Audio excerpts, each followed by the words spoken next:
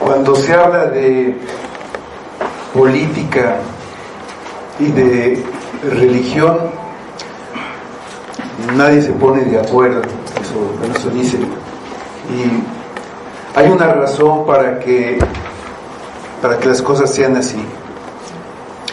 Cuando alguien cree algo,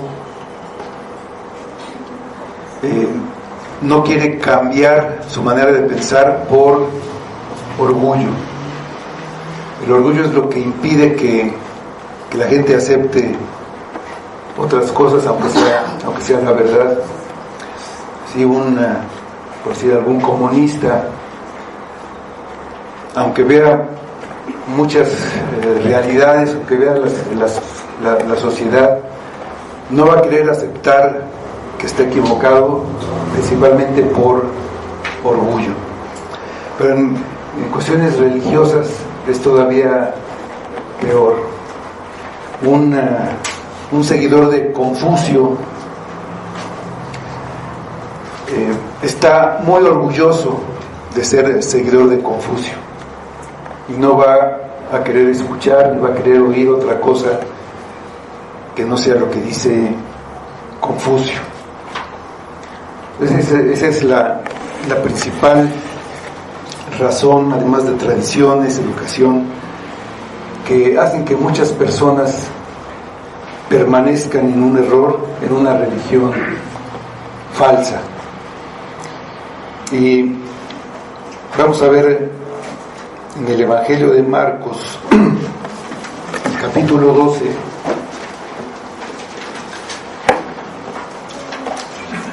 algo acerca de esta religión falsa en la que estaba atrapado el pueblo de Israel.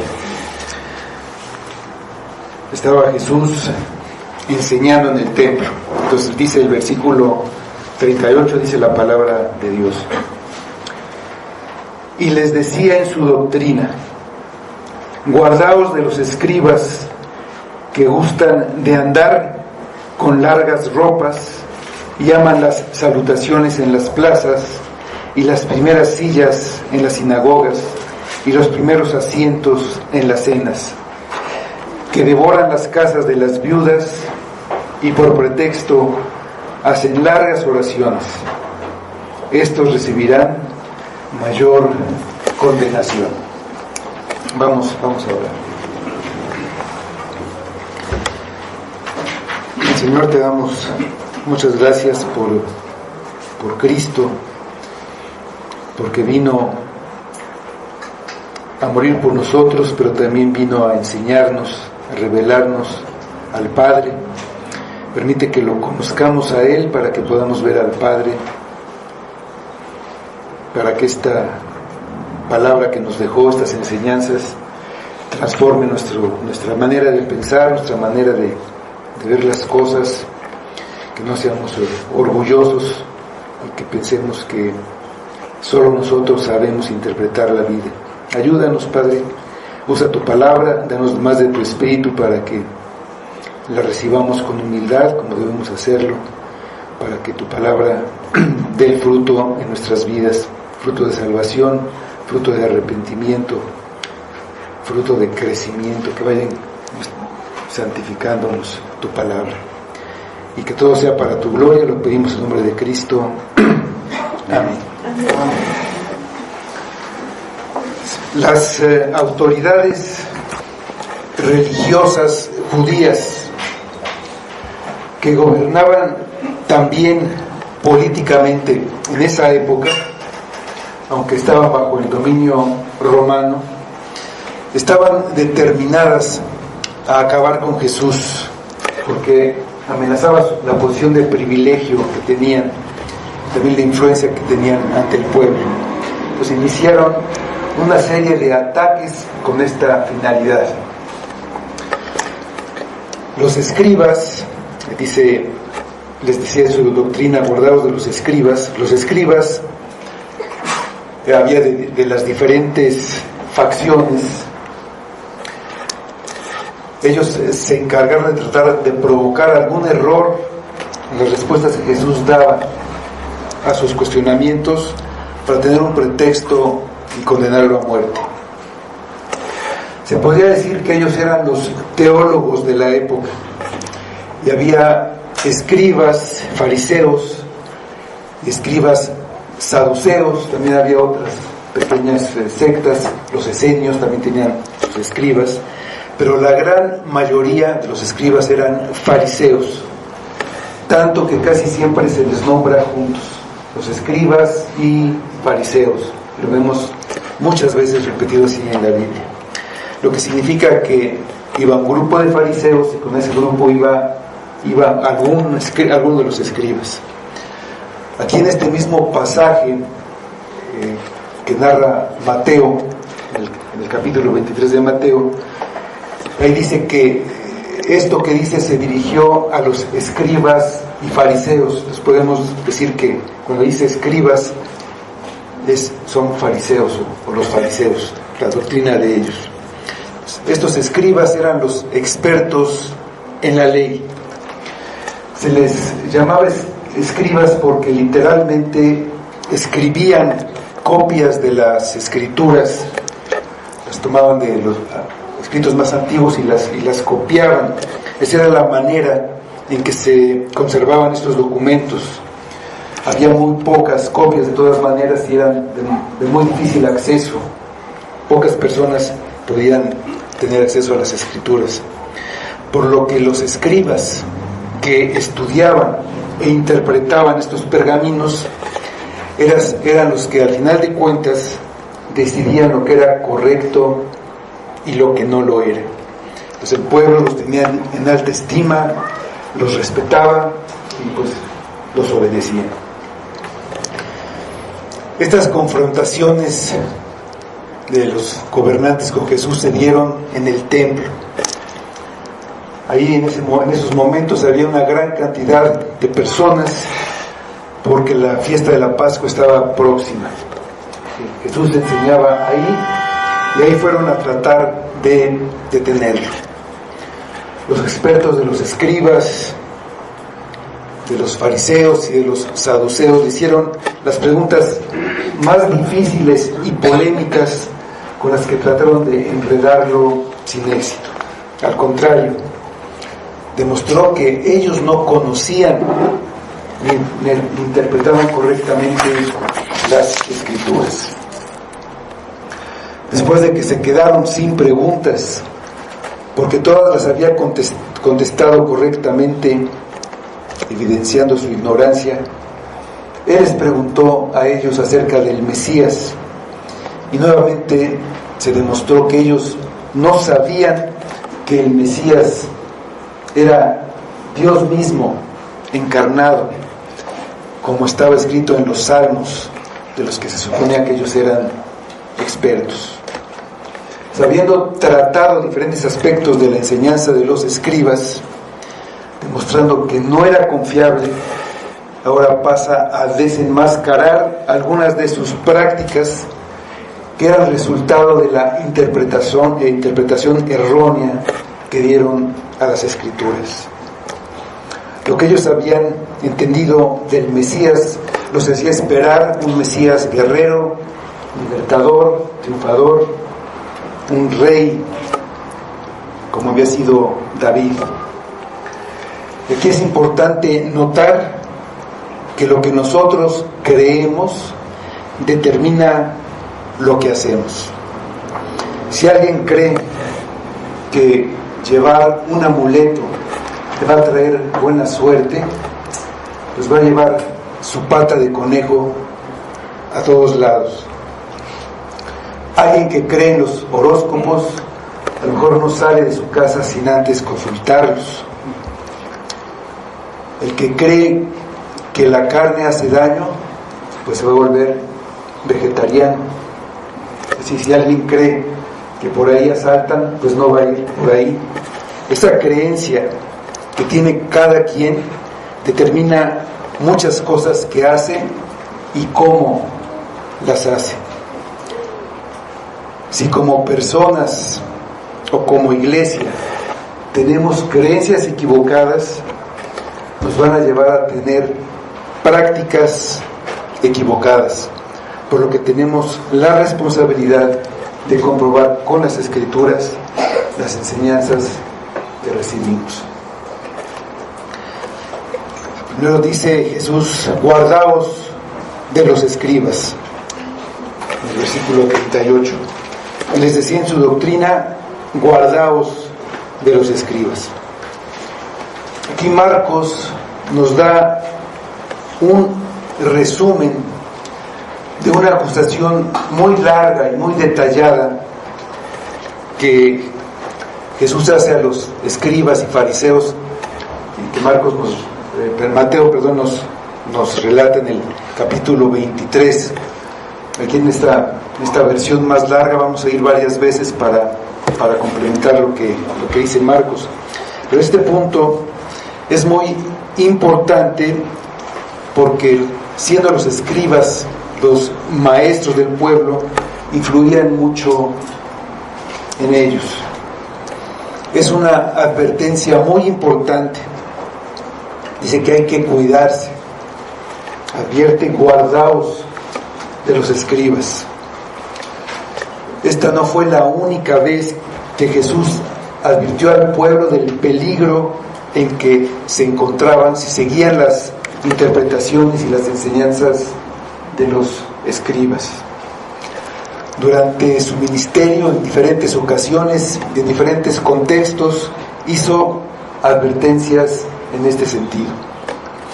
Todos los evangelistas lo mencionan, resaltando así la importancia de entender lo grave de este asunto, tal como Cristo lo veía. Desde el principio de su ministerio hizo esta advertencia. Ahí en el Sermón del Monte, cuando decía que quebrantar un pequeño mandamiento, el que lo enseñara y el que lo hiciera así, sería también llamado pequeño en el reino de los cielos. Él les dijo enseguida: porque os digo que si vuestra justicia no fuere mayor que la de los escribas y fariseos, no entraréis en el reino de los cielos. Es Mateo 5:20. Era tan peligrosa la enseñanza y la práctica que se derivaba de esa enseñanza, que Jesús advirtió públicamente en el templo, en esta última vez que se dirigía al pueblo. Lo que dijo fue que se debía evitar la guía espiritual que venía de los escribas, porque la interpretación que como expertos hacían del Antiguo Testamento estaba torcida. La contaminaron con sus propias ideas, con ideas humanas, y en lugar de ayudar, eran un obstáculo. Así lo dijo Jesús en Lucas 11:52. Dice, lo voy a leer, pero bueno, ahí les digo la cita, pero no detenernos tanto.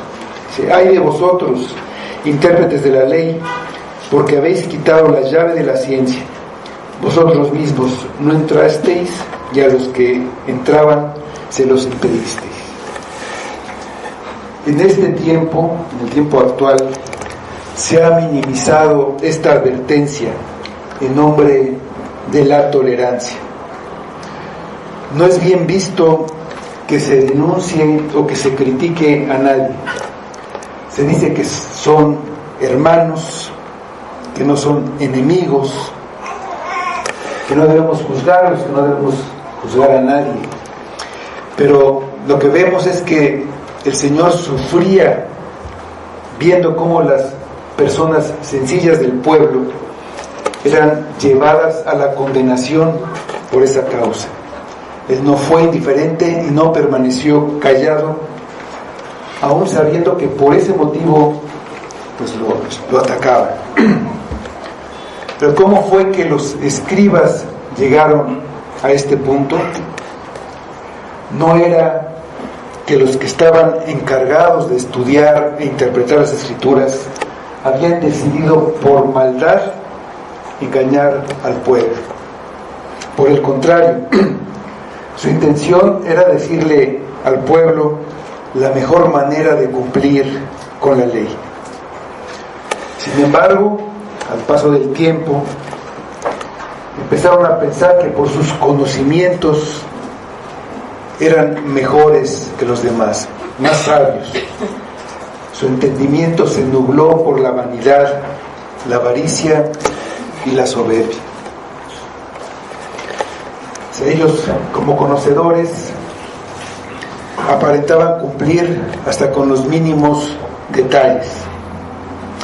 Su pretendida santidad y los conocimientos que pensaban tener de la ley los hacía sentirse superiores al resto del pueblo.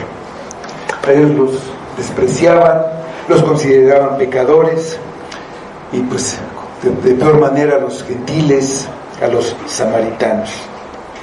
A la gente sencilla del pueblo la veían como ignorante y decían: esa gente que no sabe la ley, maldita es. El orgullo entró en su corazón y corrompió toda su enseñanza. Su propio corazón los engañó, su pecado los cegó. Es el pecado de los escribas. ¿Cuál es este pecado? Que gustan de andar con largas ropas, llaman las salutaciones en las plazas. Como decíamos en este pasaje, Marcos resume la conducta de los escribas, en la que podemos ver que el principal problema que tenían estos expertos era el deseo de ser alabados y su codicia por tener el reconocimiento de los demás. Amaban más la gloria de los hombres que la gloria de Dios. Eso lo dice Juan en su Evangelio.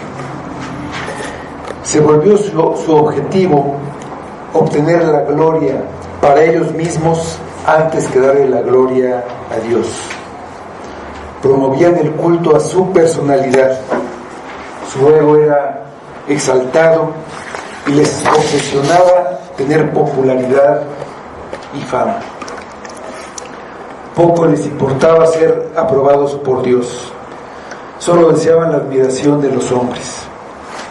Para lograrlo, hacían alarde de santidad, queriendo parecer más devotos que los demás. Trataban de conseguir más reconocimiento religioso y social para tener más prestigio y más influencia. La raíz del problema de los escribas era que su corazón se encontraba lejos de Dios, por lo que su escala de valores estaba muy mal. Dios no ocupaba el primer lugar, y como decíamos, esa creencia, pues ya era una práctica, afectó todos los aspectos de su vida, como ocurre con todos los que tienen esa manera de vivir. El gran mandamiento es amar a Dios sobre todas las cosas, amar a Dios con toda tu alma, toda tu mente, con todas tus fuerzas. De acuerdo a esto, Dios es el que debe estar en el lugar de honor. Es el único que tiene derecho a recibir toda la gloria y la alabanza. Cuando un hombre busca recibir la gloria de sus semejantes, está usurpando un lugar que solo le corresponde a Dios. En la práctica está negando que Dios es el único Dios y está cometiendo un grave pecado de idolatría. Estar ocupados en su propia gloria no los dejaba reconocer la gloria de Cristo y creer en Él. Dice Juan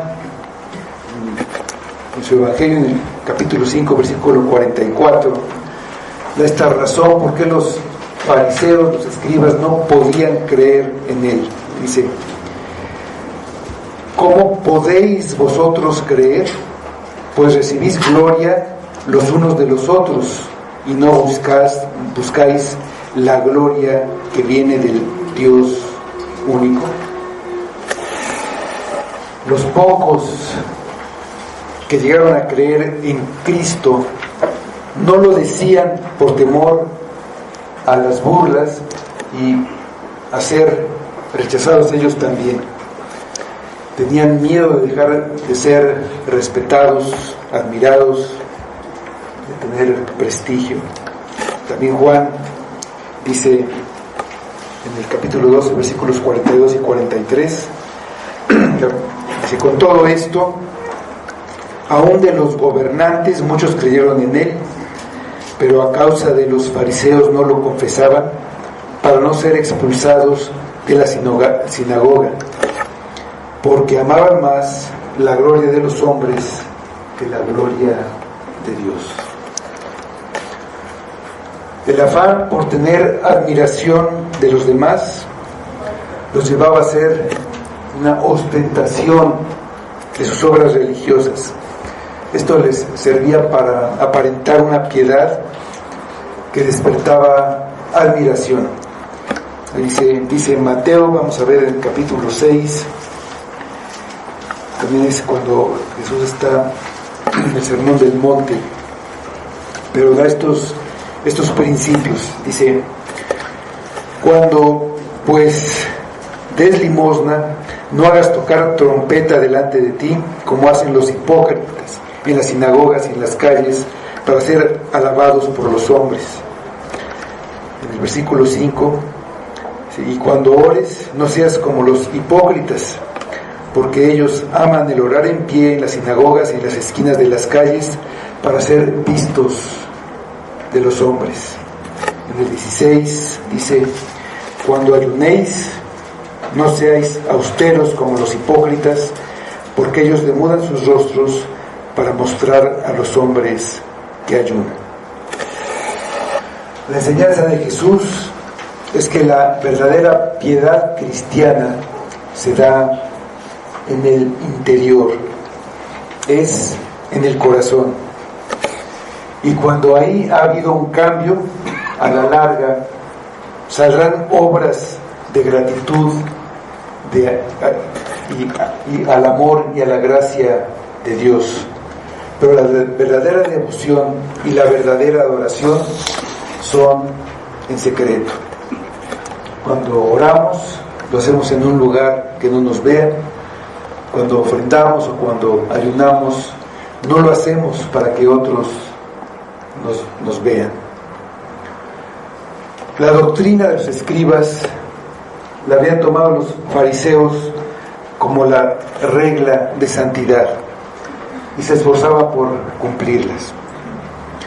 Las personas sencillas del pueblo quedaban impresionadas al ver lo estrictos que eran en llevar los rituales con tal de exhibirse, cómo se lavaban, cómo se vestían, y de tal manera que ellos habían llegado a creer que esa era la verdadera santidad que Dios buscaba.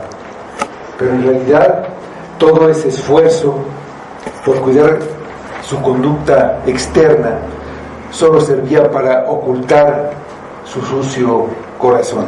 Dice Mateo, el pasaje paralelo en el capítulo 23, versículos 25 y 26, que les decía: ay de vosotros, escribas y fariseos hipócritas, porque limpiáis lo de fuera del vaso y del plato, pero por dentro estáis llenos de robo y de injusticia. Fariseo ciego, limpia primero lo de dentro del vaso y del plato, para que también lo de fuera sea limpio. La manera de entender y practicar la religión había llevado al pueblo a la hipocresía.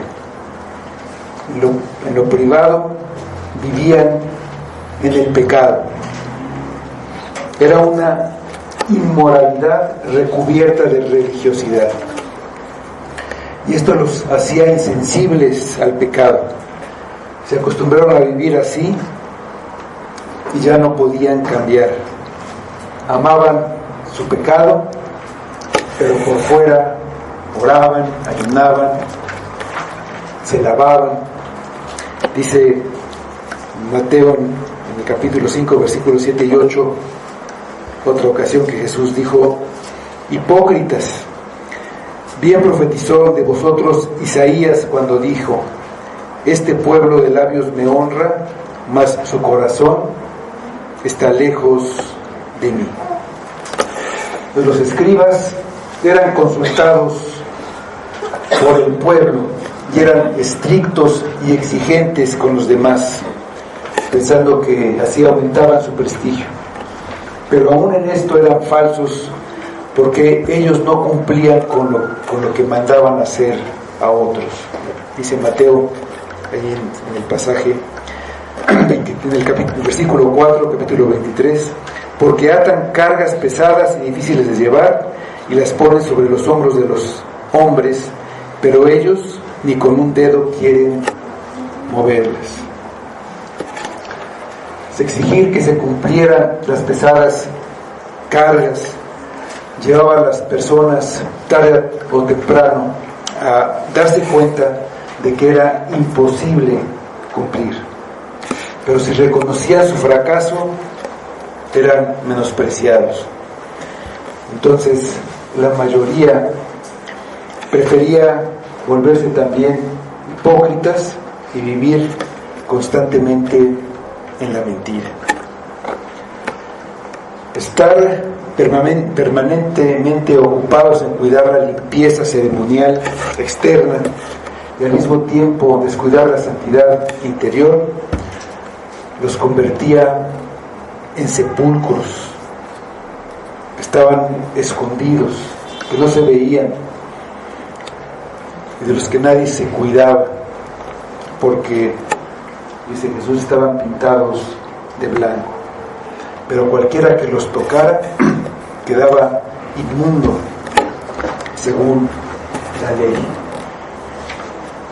Su ceguera y su podredumbre espiritual los afectaba no solamente a ellos, no solamente ellos iban al infierno, sino que arrastraban a otros junto con ellos. Dice Mateo, dice capítulo 23, versículo 13: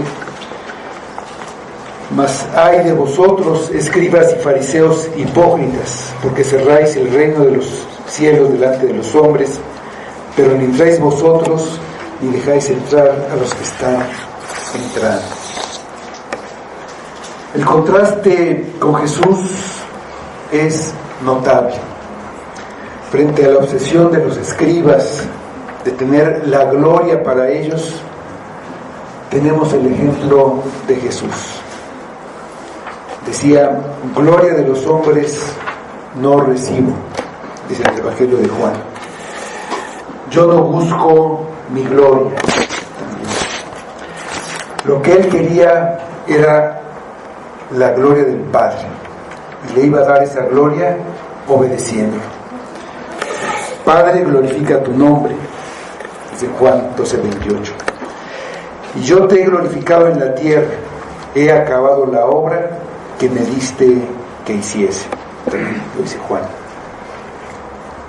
Tenemos la conducta de los escribas. Ahí en esos versículos dice que gustan de andar con largas ropas y aman las salutaciones en las plazas y las primeras sillas en las sinagogas y los primeros asientos en las cenas, y que devoran las casas de las viudas. Entonces, Jesús dio 4 muestras de la hipocresía de los escribas. Dice: la hipocresía es decir una cosa, pensar otra y hacer otra.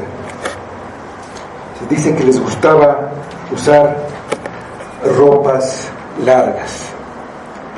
Era una vestimenta costosa y adornada. Se podía distinguir a un escriba por la ropa. Había un mandamiento de que pusieran unos cordones azules para recordar los mandamientos, pero ellos ponían unas franjas, ponían flecos en las vestiduras y los hacían más largos y más largos, tratando de mostraba una piedad supuesta. Hasta en la manera de vestir se marcaba la diferencia. En algunas religiones se usan ropas diferentes que sirven para declarar la separación de los ministros o sacerdotes de los que consideran la gente común, y también para hacer notar diferentes clases o niveles dentro de una jerarquía religiosa. Pero un cristiano verdadero, siguiendo el ejemplo de Cristo, no usa la ropa para distinguirse, sino la santidad de vida. La santidad no está en la ropa ni en la apariencia. Dice que también aman las salutaciones en las plazas. Si con esas vestimentas llamaban la atención y les agradaba que la gente los reconociera cuando estaban ahí públicamente en las plazas. Mateo dice que les gustaba que los hombres les llamaran rabí, rabí. Y en nuestra época también hay a quienes quieren ser reconocidos y quieren que se les llame con algún título: padre, reverendo o cardenal, su santidad, ministro, pastor. Pero tampoco la santidad ni la obra está en el título.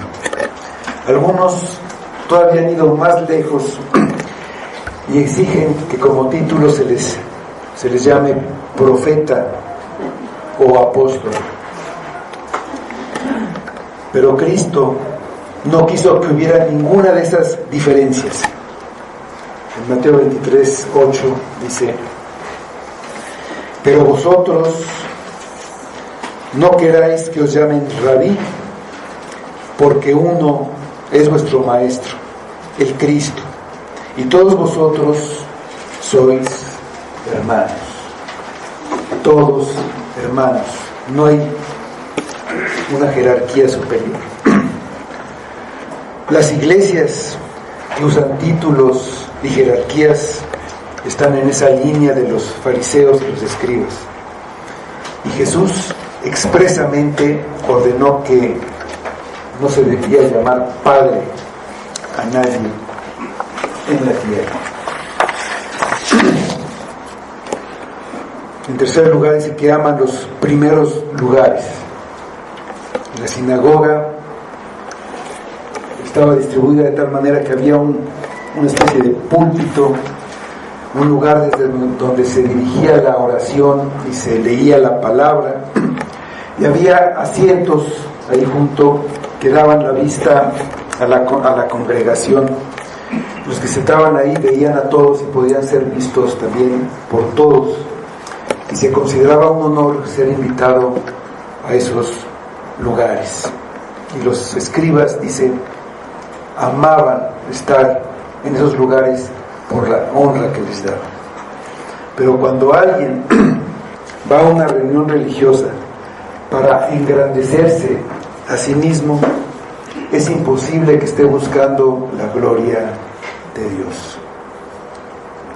En las cenas también buscaban ocupar los lugares más alto honor, los que estuvieran más cerca del anfitrión, mostrando así su deseo de sobresalir y ser elogiados, como en las plazas, como en la sinagoga, como en cualquier lugar. Querían sentirse importantes, distinguidos. Por último, y la más grave de todas, dice que devoran las casas de las viudas.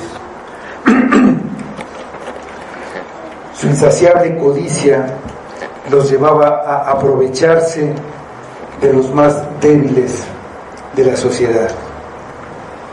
Ellos, los escribas, eran los encargados de interpretar la ley. O sea, en cierta manera eran legisladores, dándole el sentido a la ley y diciendo cómo se debía llevar a la práctica. Y al mismo tiempo eran los abogados. Se les consultaba en los asuntos cotidianos y abusaban de muchas maneras.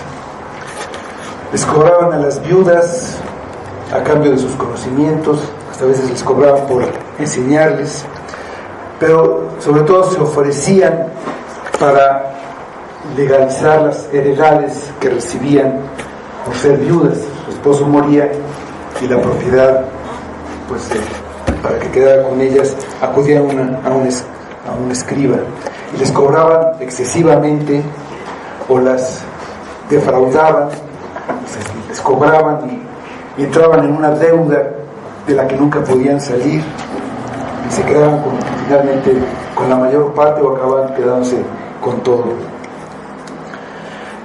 Y al igual que hacían con todos los que estaban atrapados en el sistema religioso falso, pedían dinero a las viudas para comprar las bendiciones de Dios.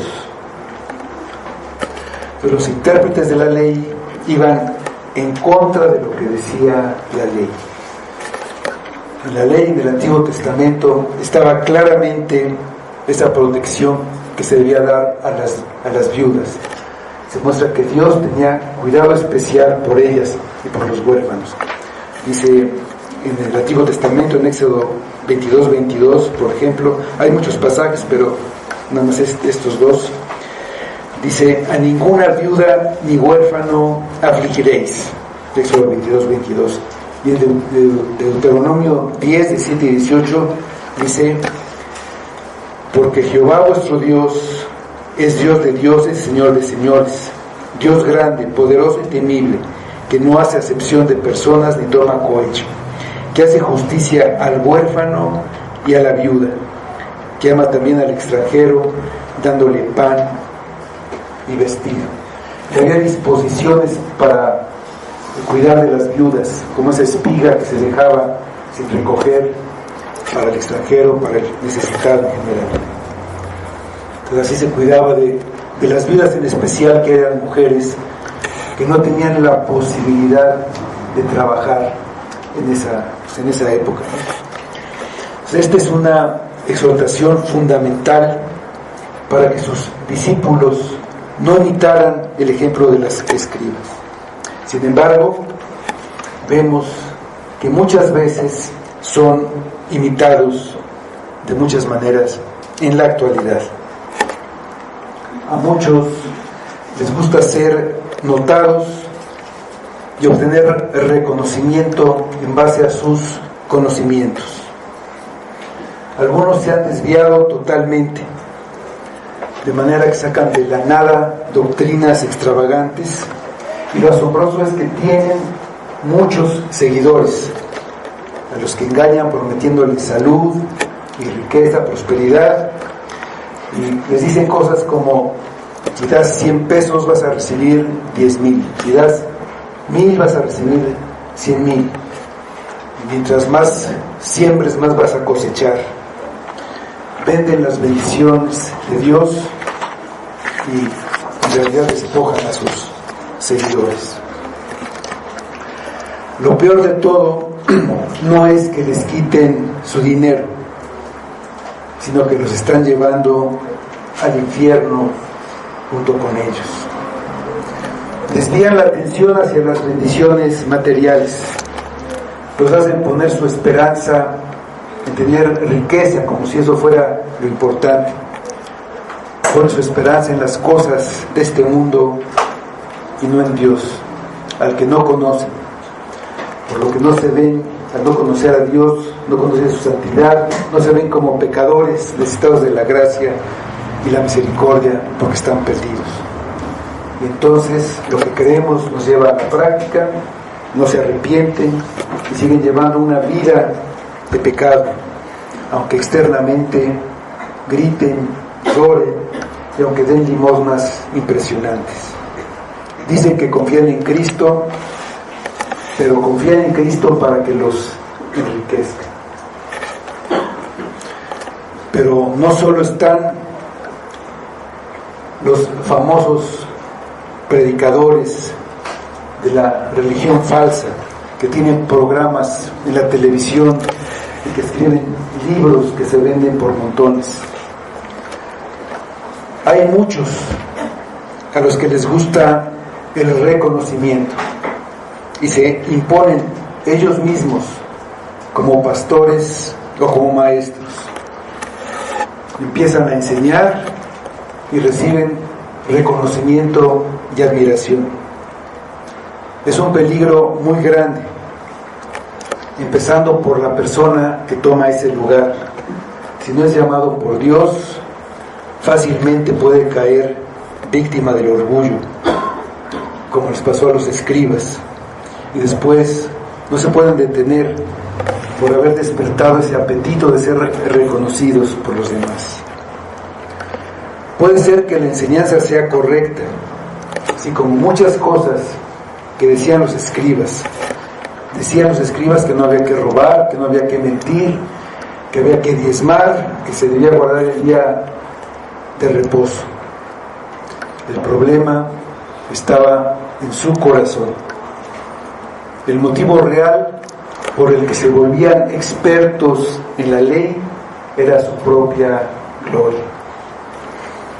El lugar del maestro es un lugar muy peligroso que muchos no deberían ocupar por su propia seguridad.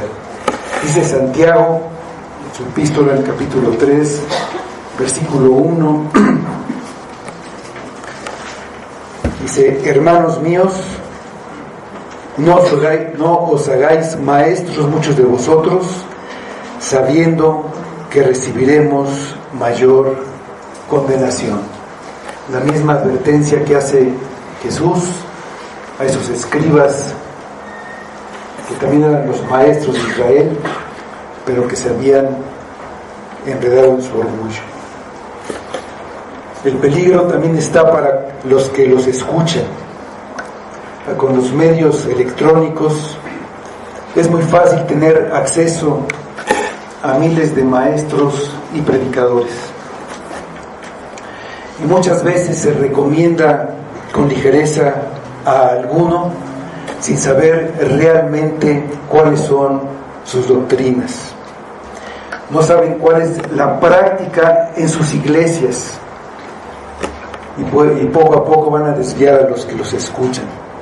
Muchos de ellos, lo que dicen suena bien, parece bien, pero son arminianos, son neocalvinistas, son de alguna desviación, son hasta testigos de Jehová, y algo que dijeron está bien, pero en la práctica se ve lo que creen, y muchas de las prácticas que tienen en sus iglesias no son bíblicas.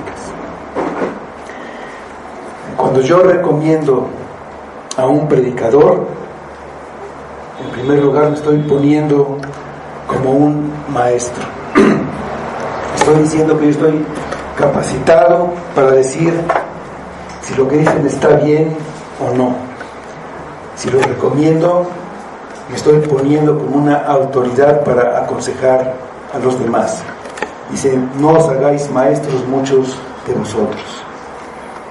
Y hay muchos que tienen buena enseñanza, pero en algunos puntos no están de acuerdo con nosotros, y poco a poco pueden llevar a la división. Y alguno puede pensar, al ver a estos pastores, ¿por qué nosotros no hacemos esto si el pastor X, que es reconocido, que es famoso, lo hace? Y en una predicación dijo que esto, o que, bueno, ahí tienen predicadora, ¿por qué no vamos a tener nosotros? O muchas cosas. No nos podemos guiar por lo que dijo algún pastor. Los escribas presentaban sus doctrinas y ellos discutían entre sí, citando a los rabinos más prestigiosos. El rabino Hillel dijo esto, el rabino Shammai dijo esto otro. Eran las escuelas más notables en esa época. Los escribas se presentaban ante Cristo con sus doctrinas, y él nunca les rebatió, bueno, este otro rabino dijo esta otra cosa, Él nunca se apoyó en la autoridad de otros.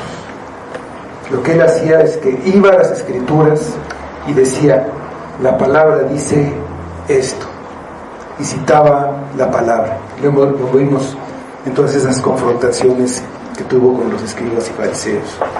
Y eso es lo que tenemos que hacer nosotros para no caer en una falsa religión. Las prácticas de los escribas devoraban las casas de las viudas y por pretexto hacen largas oraciones. De esta manera los escribas devoraban las casas de las viudas, usaban sus conocimientos y su posición para obtener ganancias deshonestas, que es lo contrario que debe ser un servidor de Dios, como dicen ahí en los requisitos de un pastor o maestro. Robaban y desviaban la atención haciendo largas oraciones. Las oraciones largas en sí no tienen nada de malo, pero ellos las hacían en público para tratar de demostrar que eran muy piadosos, muy santos. Y Jesús ordenó a sus discípulos en Mateo 6:5: cuando ores, no seas como los hipócritas, porque ellos aman el orar en pie en las sinagogas y en las esquinas de las calles para ser vistos de los hombres. De cierto os digo que ya tienen su recompensa. Ese reconocimiento que recibieron los demás era todo lo que iban a obtener. No iban a ser escuchados por Dios. Las oraciones de los escribas, lo mismo que toda su falsa religión, eran una farsa, un acto fingido, un espectáculo externo. Estas oraciones eran usadas como una tapadera para quitar las sospechas que pudiera haber por sus robos. Era muy grave que para satisfacer su vanidad, los expertos en la ley usaran las cosas santas para alimentar su orgullo personal y su codicia. Pero esas mismas tendencias siguen estando presentes.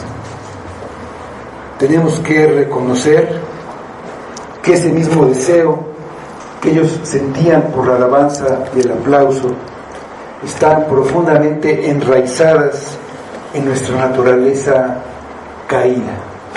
A todos nos gusta que nos saluden, que nos traten con respeto, que nos admiren. Tenemos que reflexionar para detectar hasta qué punto esta sutil tentación ha entrado en nuestra vida, nuestra manera de vivir el cristianismo, y no dejarnos engañar por nuestro perverso corazón. Pero por otro lado, tenemos que notar el corazón de Cristo. Hay muchos que son menospreciados. También todos nosotros en algún momento hemos sido menospreciados, hemos sido oprimidos por los que están en una posición superior, ya sea porque tienen más preparación, entonces dicen: tú no sabes, mejor no digas nada, las cosas son como yo digo porque yo sí sé. Y usan su supuesto conocimiento para abusar del que no sabe. Hay otros que son oprimidos por los que tienen una posición social más elevada o más prestigio. Eso era lo que hacían los escribas y los fariseos. Pero entre nosotros eso debe ser erradicado. Vamos a la epístola de Santiago, capítulo 2, versículos, vamos a leer del 1 al 4.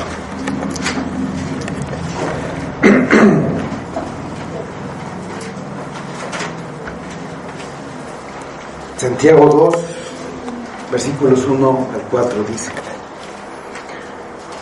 hermanos míos, que vuestra fe en nuestro Señor, en nuestro glorioso Señor Jesucristo, sea sin acepción de personas. Porque si en vuestra congregación entra un hombre con anillo de oro y con ropa espléndida, y también entra un pobre con vestido andrajoso, y miráis con agrado a aquel que trae la ropa espléndida y le decís: siéntate aquí en buen lugar, y decís al pobre: estate tú allí de pie, o siéntate aquí bajo mi estrado, ¿no hacéis distinciones entre vosotros mismos y venís a ser jueces con malos pensamientos? Pues la religión puede ser usada para manipular a las personas y conseguir beneficios, como hacían los escribas. Hacer sentir a otros culpables se usa para tener sometidas a las personas. Así se hacía la venta de las indulgencias. Los hacían sentir culpables, no tienes perdón, claro, a menos de que compres una indulgencia. Pero también se usa hacer sentir culpable a otro para lograr que haga lo que el manipulador quiere. Y muchas familias funcionan así. Un error que alguien cometió hace años se vuelve a sacar para hacerlo sentir culpable y que se acceda a lo que se quiere. También se le dice: si me pasa algo, va a ser tu culpa. ¿Por qué? Porque estoy enfermo. Si me haces esto o pasa aquello otro, va a ser tu culpa, porque ya sabes lo que va a pasar. Te lo advierto, si pasa esto, tú tienes la culpa. Para todos esos que son menospreciados y sufren abusos, Cristo trae ánimo y consolación. Podemos ver que los defiende de las opresiones que sufren. Tiene cuidado de estas situaciones y debemos recordar que nuestra culpa, y todos tenemos culpa porque todos somos culpables, Él la llevó para librarnos de ella. Sentirse culpable o sentirse menos que otro por cualquier motivo no nos deja ver que si creímos en Cristo con verdadero arrepentimiento, ya no hay condenación para nosotros.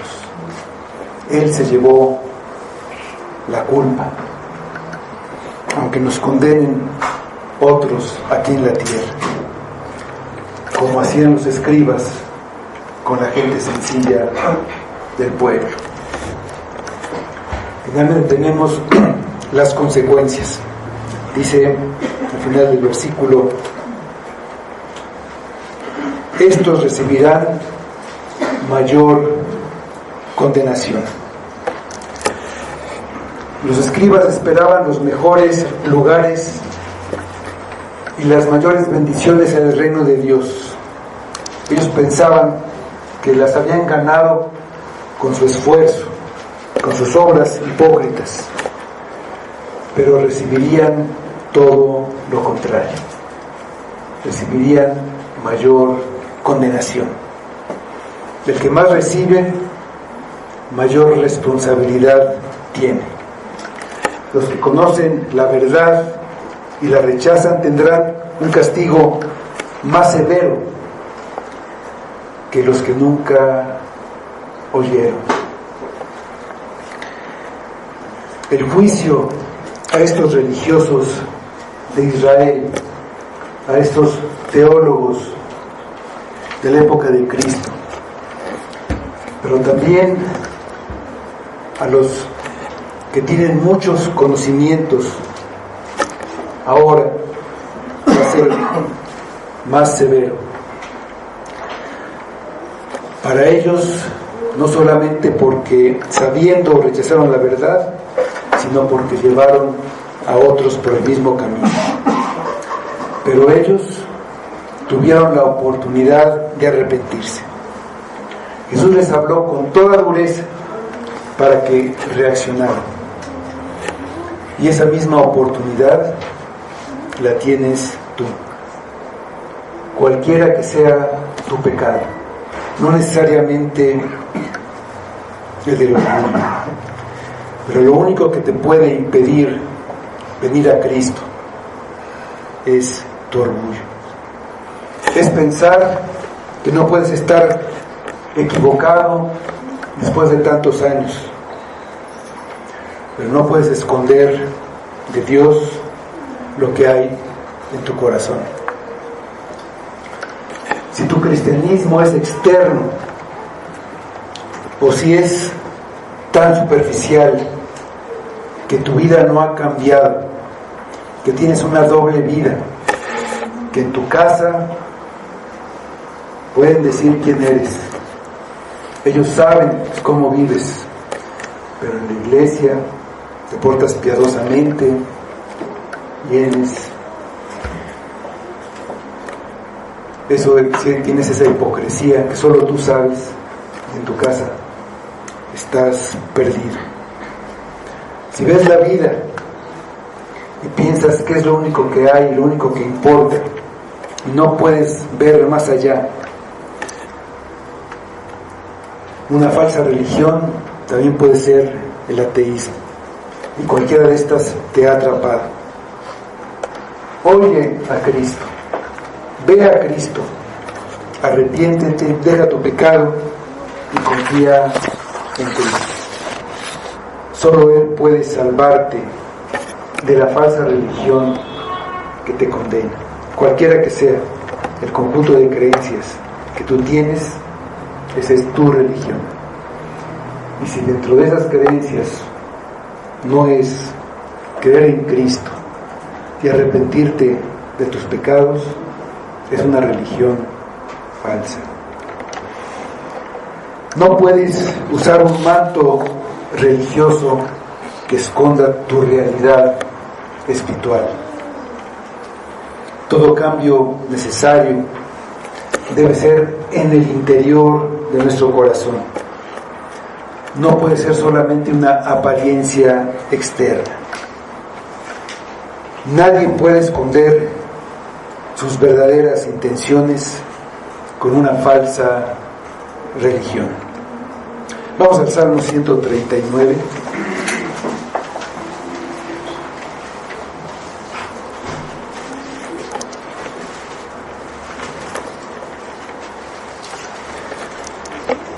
Los versículos del 1 al 6 dicen: Oh Jehová, tú me has examinado y conocido. Tú has conocido mi sentarme y mi levantarme. Has entendido desde lejos mis pensamientos. Has escudriñado mi andar y mi reposo, y todos mis caminos te son conocidos. Pues aún no está la palabra en mi lengua, y he aquí, oh Jehová, tú la sabes toda. Detrás y delante me rodeaste, y sobre mí pusiste tu mano. Tu conocimiento es demasiado maravilloso para mí. Alto es, no lo puedo comprender. La solución para todos está en los versículos 23 y 24. Examíname, oh Dios, y conoce mi corazón. Pruébame y conoce mis pensamientos. Y ve si hay en mí camino de perversidad. Y guíame en el camino eterno.